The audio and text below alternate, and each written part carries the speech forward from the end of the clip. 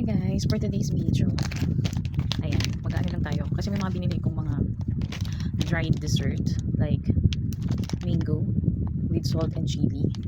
And ito, gooseberries with salt and chili din. And ito, hindi ko pa siya natitikman eh. Soft dried pineapple with chili. Ayan, 100 grams lang, try lang. Try lang natin kasi ngayon ako makatikim ng dried na pineapple. Naglalaway ako. Sorry na. Ayan, dried pineapple. Ganito pala siya. Ayan. Teka lang, lalabas lang natin kung anong itsura nung dried pineapple with chili. Ayan, ganito siya guys. Look. Ayan, nakikita nyo ba? Ayun o. May mga sili ano. May chili flakes doon. So, tikman natin.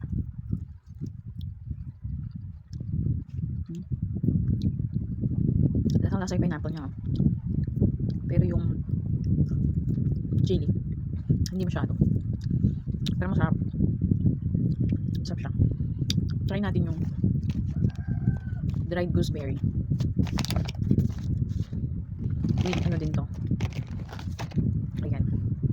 With ano, salt and chili din.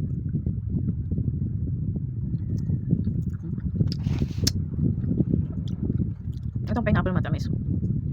Matamis siya guys. Itong gooseberry, medyo maasim na matamis. Tapos may konting anghang. Gusto ko siya. Sarap. Ito, dahil ko na siya natitikman yung dried mango. Nakatikim na din ako nung with salt na to, kaya bumili ko ulit kasi masarap. Try natin. Pero ibang brand, yung kay Mr. Squirrel kasi yung natikman ko before.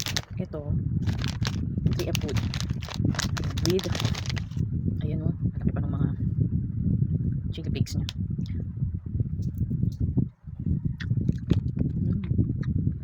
Kaya ito guys, ito yung maanghang.